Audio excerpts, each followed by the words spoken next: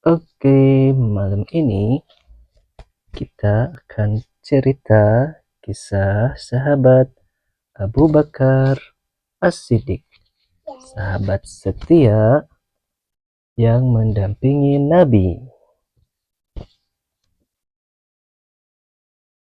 Suatu hari, Rasulullah Shallallahu Alaihi Wasallam bercerita di tengah masyarakat Quraisy. Beliau diisrokan oleh Allah ke Baitul Maqdis di Palestina dan naik ke langit ketujuh dalam waktu semalam. Abu Bakar berkata, jika beliau berkata demikian, maka itu benar. Abu Bakar mempercayai cerita yang disampaikan Rasulullah tanpa ragu sedikit pun.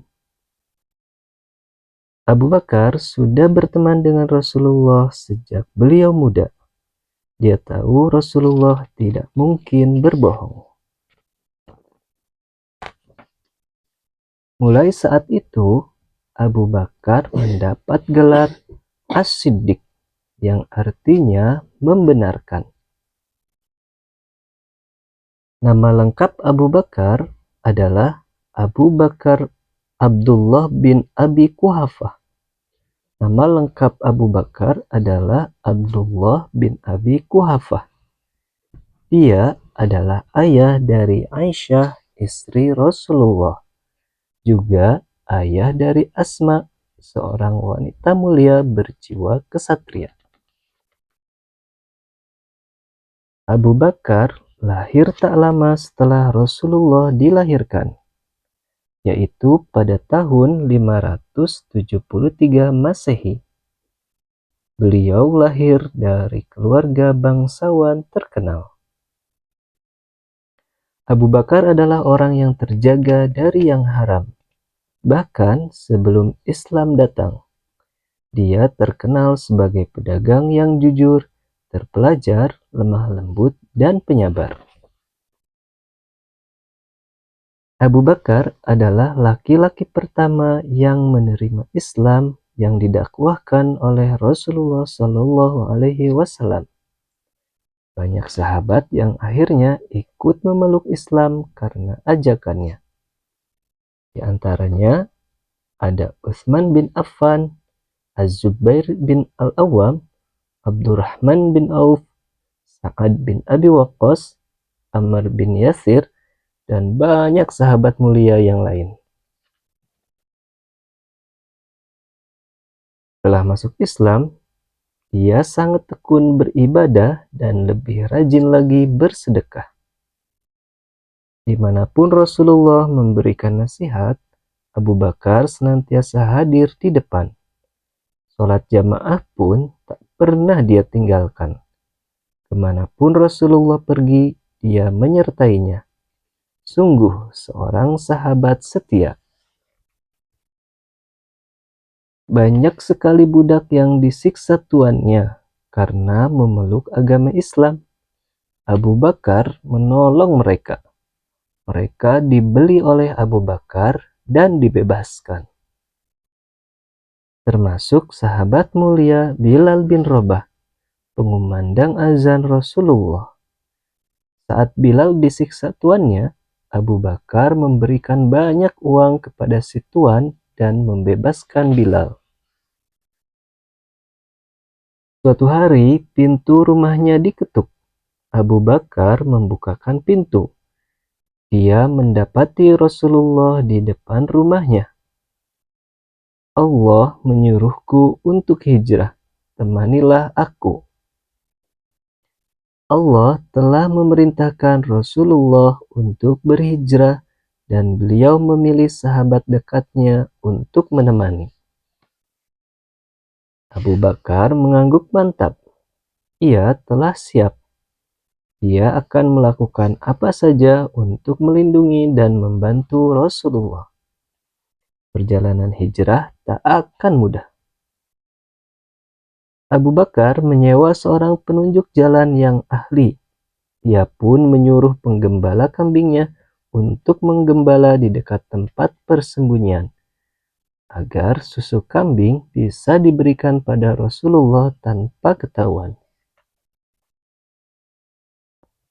Saat hendak sembunyi, Abu Bakar masuk ke dalam gua Thur sebelum Rasulullah. Ia menyingkirkan apa saja yang mungkin berbahaya bagi Rasulullah.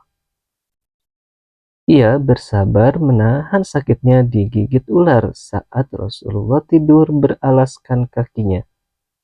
Air matanya menetes kala tak kuat menahan sakit dan mengenai pipi Rasulullah. Rasulullah pun terbangun, terharu dan akhirnya mengobati sakit Abu Bakar. Suatu kali lain, ya Rasul, seandainya mereka mengintip ke bawah, niscaya mereka akan melihat kita. Abu Bakar khawatir Rasulullah akan dilukai oleh kaum Quraisy bila mereka ketahuan. Peristiwa hijrah itu penuh ketegangan. La tahzan, innallaha ma'ana. Janganlah engkau bersedih, Allah bersama kita. Rasulullah menenangkan Abu Bakar. Hingga akhirnya tibalah mereka di Madinah. Salawat Badar menggema di pintu gerbang Madinah. Mereka menyambut sang Nabi kesayangan bersama sahabat mulia. Umar berkata, "Demi Allah, aku tidak akan bisa mengalahkan Abu Bakar selamanya." Saat itu Rasulullah menganjurkan bersedekah. Umar menyerahkan setengah dari harta miliknya, sedangkan Abu Bakar memberikan semua hartanya untuk disedekahkan. Minta Abu Bakar untuk menjadi imam. Perintah Rasulullah saat beliau terbaring lemah karena sakit parah. Beliau tak mampu bangun dari tidurnya. Baru kali itu ada perintah mengejutkan. Rasulullah tak pernah meminta sahabat lain untuk menggantikannya menjadi imam. Itulah salah satu alasan bahwa Abu Bakar istimewa. Sahabat yang lembut hatinya itu terbata-bata menyelesaikan bacaan Al-Quran saat menjadi imam. Karena dia menangis sesenggukan. Hatinya yang lembut meresapi setiap arti bacaan. Rasulullah Shallallahu Alaihi Wasallam wafat. Para sahabat sangat berduka. Para sahabat bermusyawarah untuk menunjuk pemimpin setelah Rasulullah wafat. Maka ditunjuklah Abu Bakar sebagai khalifah pertama umat Islam. Nabi Muhammad SAW bersabda dalam sebuah hadis, Abu Bakar di surga, Umar di surga, Utsman di surga, Ali di surga, Tolhah di surga, Az-Zubair di surga, Sa'ad di surga, Sa'id di surga, Abdurrahman bin Auf di surga, Abu Ubaidah bin Al-Jarrah di surga. Hadis riwayat At-Tirmizi. Adik-adik soleh-soleha, yuk kita tiru sifat Abu Bakar As-Siddiq yang lemah lembut, suka menolong, sabar, mencintai Allah dan Rasulullah. Semoga kita juga dicintai Allah dan Rasulullah seperti sahabat mulia itu.